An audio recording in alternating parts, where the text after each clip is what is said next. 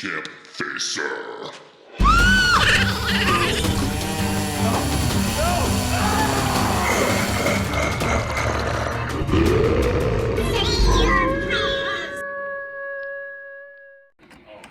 It's only been like 50 hours since I started the fasting challenge here, and throughout all of my dreams, I kid you not, I had a dream that I sucked some watermelon into my mouth, chomped down. Yes, that's right, you guys. I'm making some more coffee. Everyone loves coffee. That extra fuel to start your day. With my Chucky mug. Come into focus, Chucky.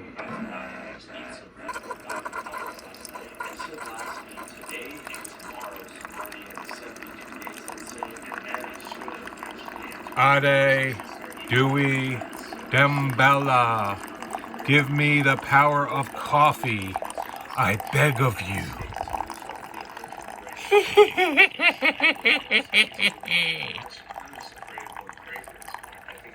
Drinking the French vanilla flavored cream. Yummy. Just a dash, no sugar. It has enough sugar in there.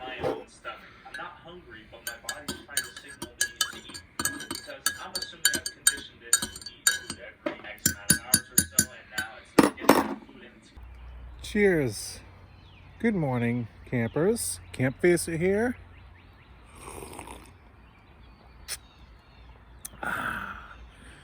That's a good cup of coffee. Just out here enjoying nature with Mr. Pine Tree over here. Look how beautiful, you guys, look how beautiful this thing is. I love pine trees. I love nature, the beach, but I love pine trees. The more pine trees there are, I don't know what it is, maybe because I grew up in, I spent a lot of time at my grandparents' house. They lived on a pond in this part of the state that had a lot of open trees in the woods around their house, but a lot of them were pine trees, and I just hold it near and dear to my heart with pine trees. And you know, kind of gives it that campy feel, like that Friday the 13th feel. And I just love the smell of pine. That sappy pine. Now, when you get sap sucks. Nobody likes sap. I discovered a way to get rid of it. A lot of people just run in and try to wash their hands with soap and water. That doesn't work. It kind of just beads off and it stays sticky. A long time ago, I discovered if you just go outside and rub your hands in dirt, it gets the dirt all over stuck to your hand, but then your hands aren't sticky because, you know, now the outside of your hand has a dirt film on it. And so you wait like 5 minutes and then you try washing your hands, and you keep doing that process a couple times and the sap comes right off. Anyways, today we are going to be talking some skateboarding. Typically 80s, early 90s era. How I grew up skateboarding, how I got into skateboarding, what my whole adventure of skateboarding was. It's currently 49 degrees. A little chilly out today here in Rhode Island.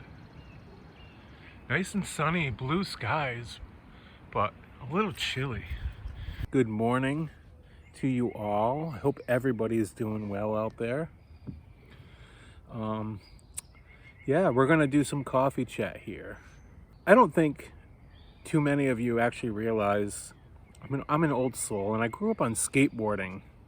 I don't know how many of you skate. If you guys skate or skated in the past, please enjoy. Share your comments below.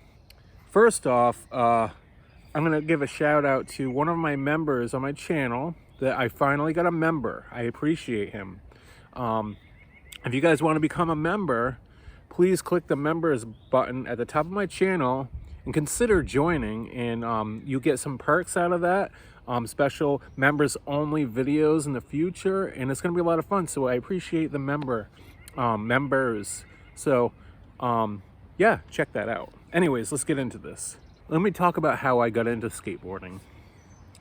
Skateboarding was a thing for me to get, I've always been athletic, riding bikes, soccer, sports, all kinds of, extreme sports. I always wanted to be like, I always wanted to have a challenge.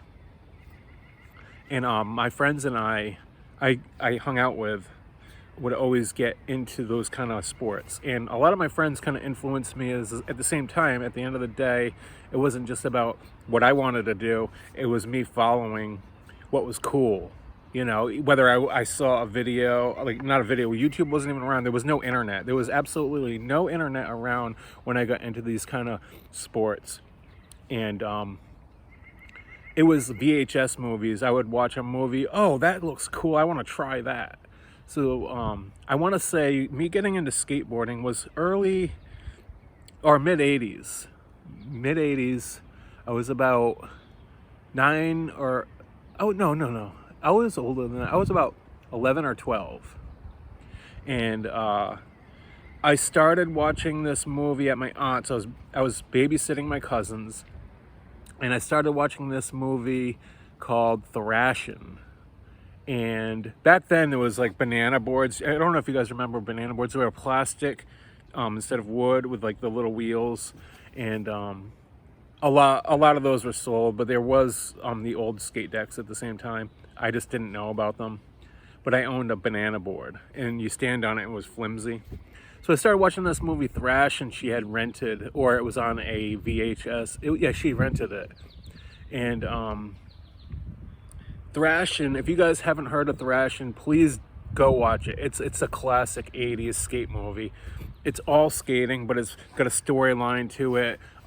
It basically is about the kid who goes to visit his friends in LA, and he goes to enter a competition or two, and along the way he meets this girl, and he ends up getting in trouble with like his girlfriend's brother's clan, their group called the Daggers, and it's like back and forth, him trying to win a competition and meet this girl and stay with this girl, but it's hard because the girl's brother is the leader to the Daggers, and he wants to fight the main character, Corey.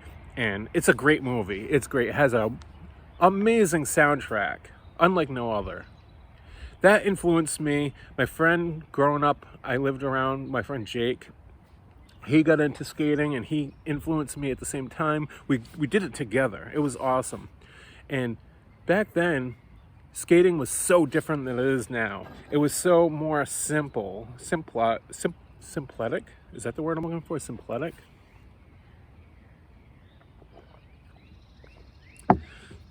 There was no kick flipping. There was no Ollie 360. There was none of this stuff. It was like you jump on a board, you grind, you do power wheel slides, you do hand plants, acid drops. You could Ollie. Ollie was a thing, but it wasn't like huge, and they didn't have double-sided tails. It was just a tail with a flat nose, wider boards. The old decks were thicker, wider, heavier, bigger wheels. Powell Peralta right here. This was like the thing back then. Not this particular board, but Powell Peralta was the skate company. Everybody knew Powell Peralta was everything. It was this, that, the next thing. I owned a Mike McGill Powell Peralta. McGill, I had, it was a skull with a snake through his mouth with like the thorns on the head, and it had all pink design around it. It was that board. I don't know if you guys are familiar with that old 80s board. It had the flat nose, the back tail. My brother had a Steve Caballero, and my friends had the Tony Hawk. I remember I got Tommy Guerrero for my brother. It all started there, and it went from skating normal to learning how to do rail slides to ollies, the basics. Ramp skating back then was huge. I can't explain the feeling it was, because back then not everybody had a half pipe or a quarter pipe. There was none of this, and we used to like drive around with my parents or my friend's parents, and we'd spot every once in a blue moon a piece of wood along the side of the road, like we saw something. I'm like, I think there's a ramp over there. I think there's a ramp. And we would literally have them stop the car. We'd get out with our boards, and if there was a ramp, we'd skate it while they're screaming, "Get in the car! What are you doing?" And we were like, "This is awesome." Pool, like a cement bowl or a pool, trying to find stuff like that. Or we'd go behind stores, like there was a Benny's. I don't know if you guys know Benny's, or it's not around anymore, but they used to have loading docks for the trucks to come in, and we would the loading dock, a lot of them had like the cement, like the parking lot would kind of dip down so the truck could come in, but it essentially turned into like a big ramp, like a snake run. It was awesome. We used to go back then, and some owners would let us do it. Some people would come out and be like, "You guys can't skate here, liability."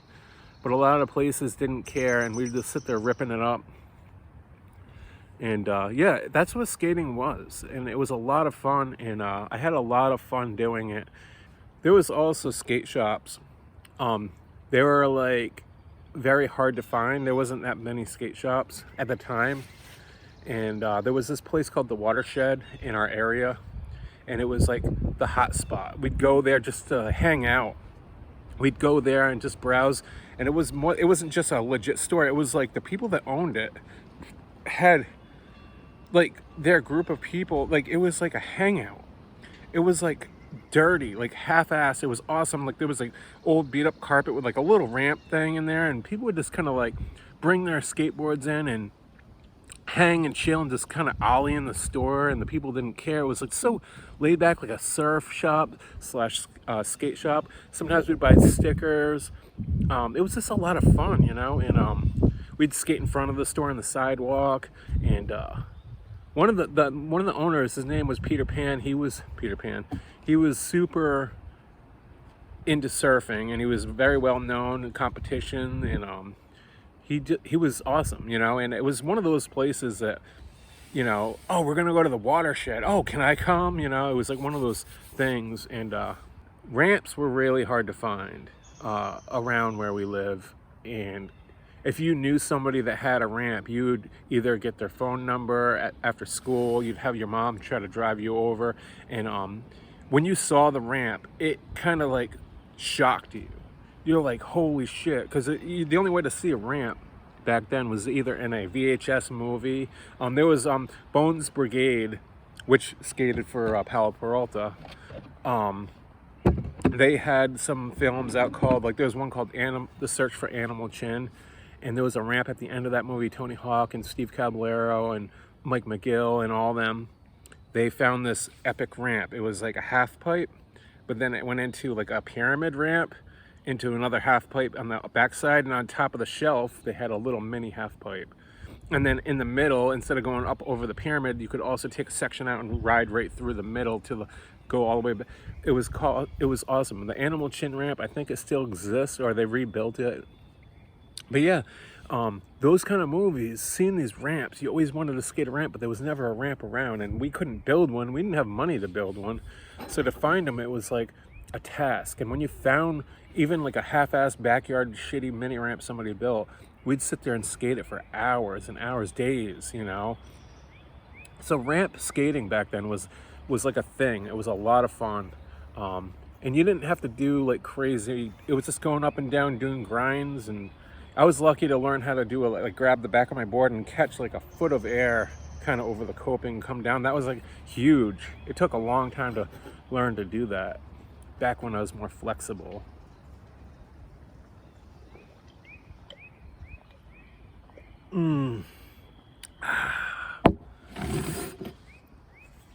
So yeah, what else do I have to talk about? Oh, there was this talk about this guy.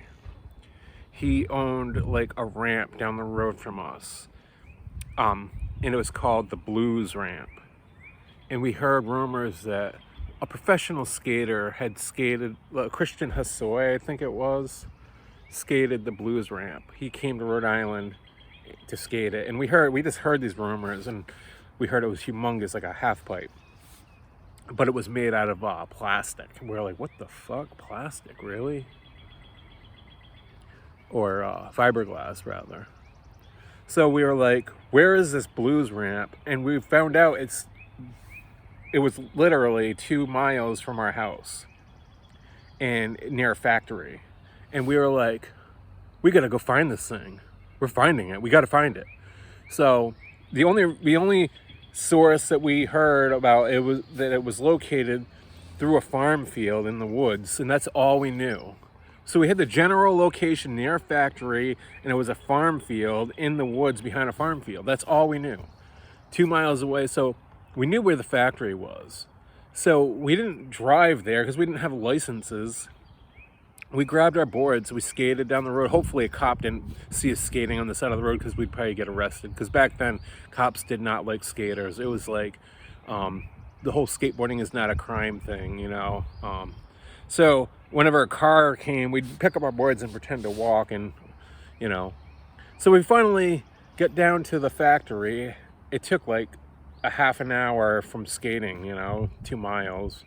And it was hot. It was like 80 degrees out.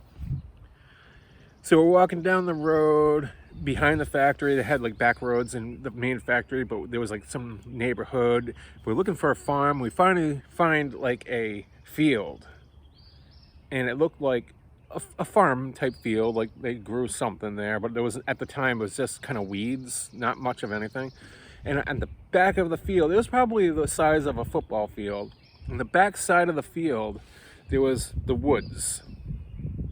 So we're on the road looking across this field, and we're like, we had no idea what we're, and I look, and we look, and look again, and I look again, and I look through the woods, and I'm like, I saw a little speck of blue through the woods. I'm not gonna lie, this is crazy that I saw blue, because my heart was like, I see blue, and they're like, no fucking way, I see it too. So we look around, because, you know, walking through somebody's farm field, we just did it anyways. We start walking, jogging, kind of like, oh my God. And we're running through, and the closer we get to the edge of the woods, the bigger the blue becomes.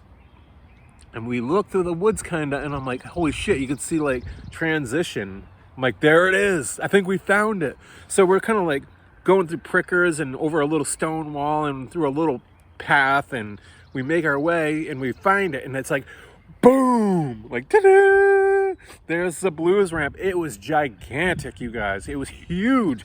On the back side of it, they had stairs. We're like, there's fucking stairs to get to the top. You can't get to the top from the bottom. If you try to run up from the bottom of the transition to grab the coping to pull yourself, it was almost impossible. So you had to walk up almost like 2 flights of stairs in the back of the shelf. So we go to the top, and we look down as if we're gonna drop in on our boards, like, but we're not. We're like looking down. We're like, no fucking way. It looked like it was like to us. It looked like 3 feet of vert before it started gradually going. It looked like too big to be rideable, and we're like, holy shit, people ride this fucking thing. And it was made out of fiberglass, all blue, thick fiberglass, and almost like it was pieced together, like it snapped together. The floor, once it went down to a flat horizontal floor, that was made out of wood, pressure treated wood, but then both transitions were fiberglass, and it was super wide. It was probably about 30 feet or maybe 35, 40 feet wide, which was cool because the wider the better, but it was just so tall, man. So what we did, there was no chain on it. A lot of the times people would put a chain across the middle of the floor so that way people can't ride it. They'd hit the chain and flip over. The only way they'd do is unlock the chain and take the chain off. There was no chain. So we were just like at the bottom of the ramp, skating up and down and gaining and pumping up and down, and to see who can go the highest and turn. And that's all we could do on the blues ramp because it was just too big.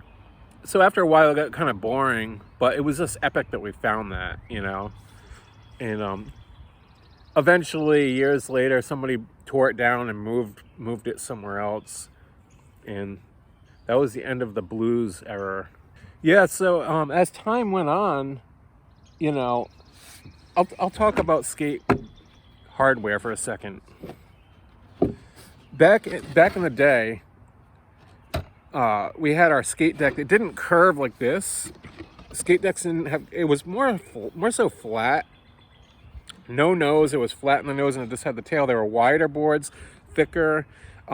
We used to put rail, like a plastic rail on one side, a plastic rail on the other, to help you protect the graphics when you did rail slides, or the plastic rail would also help you slide better. It was, or the whole reasoning behind it too was so when you caught air, you could grab the rail on the boards. You didn't have to go like this. I don't know. It just made the boards heavier, and it was kind of a nuisance. That's why nobody uses them anymore. The wheels were thicker, wider, and heavier. But there was some pretty cool wheels. I remember I had these wheels called slime balls. They were green and they had cool graphics. And I thought because they were called slime balls, they made you wheel slide a little better. Maybe they were designed a little different. There was bullet wheels, which were a lot bigger, but the bearings or something about the bullets, it would go faster. I don't know. My trucks were Tracker, ultralight Tracker, I think. I had red ones. Tracker trucks still probably exist, I don't know, but Tracker was popular back then. I remember riser pads under the trucks. Sometimes they would be like this big, so your board would be like way off the ground, opposed to like the little rubber gaskets they have nowadays. This board basically is not that great. I got this from my son a few years ago, and it's from Palo Peralta, but it's more of like a mass-produced one. It's, you know, obviously you can go to the skate shop and upgrade and get way better. But for him, he's young, 10 years old. He was 9 when he got it, so yeah. Skating over the years just became more of a technical thing, and I don't know if I don't, it's fun to watch it on YouTube, people doing crazy tricks and stuff, but it was more fun when it was simple, you guys. Like, honestly, it was more about like the feeling of it, the people you'd see skating, like the pros, like Tony Hawk and them, the colors, the 80s clothing shirts, like the blue and yellow stripes, the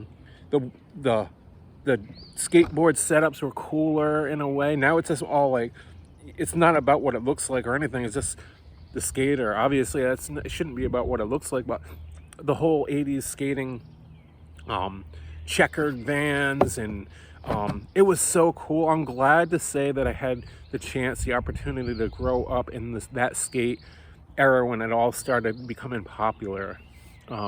It was such a great feeling, waking up and just grabbing my board and just skating down the road. It didn't matter. Now I feel like kids jump on a board, they don't have that feeling. They're just thinking of how can I show off at a skate park to be like the first person to like rail slide, ollie 360, front nose grind to, you know what I mean, you guys? I don't know. I don't even know what kids are like nowadays. I don't even know if like, I don't know. I just don't know. All I do know is it was amazing growing up skating back then. And never really got hurt. I think I twisted my ankle a couple times and that was it. One time my friend, his mom, we were in the back of the car and we had our boards in the trunk. Or it was his grandmother. I apologize, his grandmother. We're driving down the road and we heard of this hotel that had a swimming pool. And it was winter, so they drained the pool. And back then, a lot of swimming pools were made like this. They weren't like walls with a flat. They were like a bowl. And we're like, hey, can you pull in here real quick? And, you know, the hotel's still open, but she's like, why? All right. And she pulls in, and we jump out and grab our boards, and we jump over the fence, and it was drained, and it was a legit bowl, and we're skating in it, and we heard his grandmother, Jake, get in the car! What are you doing? Get back in the goddamn car! What are you doing? And the owner came out, hey, get out of there! And we got a couple runs really quick, and we grabbed our boards and jumped into the car, and at that point the owner was coming out, and we're like, Grandma, drive, go! And she's like, what are you doing? She's like looking around, she squeals tire. We were like getting her in trouble for skating. It was hilarious, but at the same time we were like, we had to do it, and we did it, and it was awesome. It was kind of like, yeah, like, it was like we were like rebels. Anyways, you guys, I haven't skated in years. I'm too old now. If I fall and get hurt, my health, I have a really bad back. I just can't do it like I used to. But yeah, we're gonna give this a shot. I promised myself in this vlog I was gonna ride my board or my son's board off this picnic table in front of you guys and see if I could do an ollie off the picnic table onto the ground. We're gonna try this. Can't say it's gonna go over well, but I'm gonna say it's been about 8 to 10 years since I've tried doing something like that on a skateboard. Well, let's give it a shot. Let's go. Let's do this.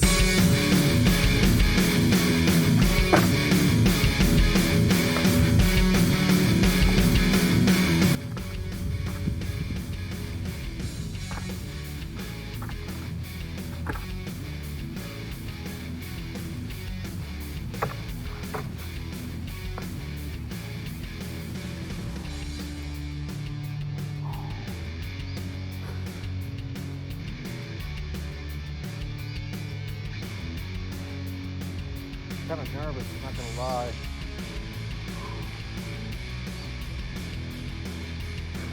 This is nerve-wracking, dude. I have a bad back, don't forget. This is not a smart idea. Don't try this at home, you older people.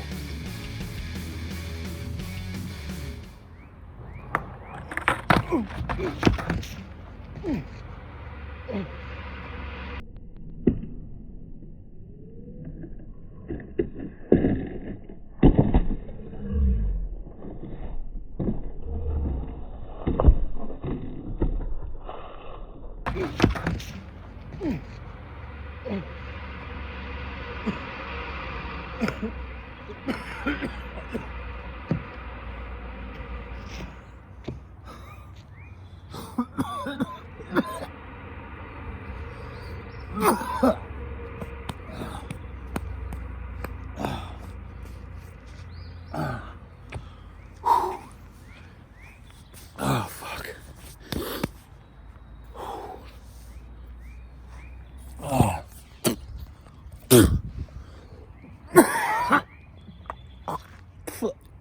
Oh. Whew.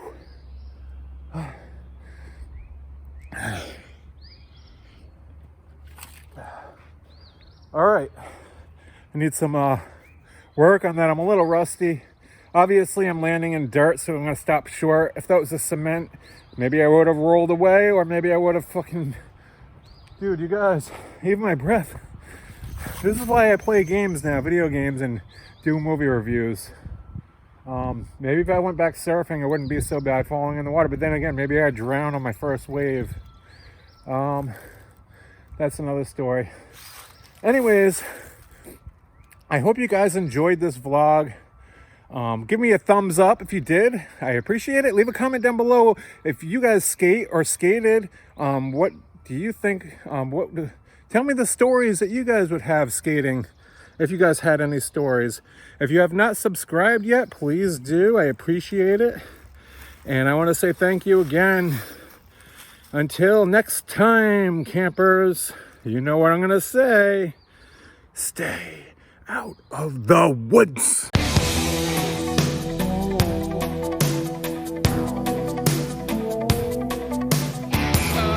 Said we could work out whatever the trouble might be, and though I still want to leave, it's getting harder for me. Or maybe it's something that happened, or something you gotta go through. Losing our way in the silence was the last thing I wanted.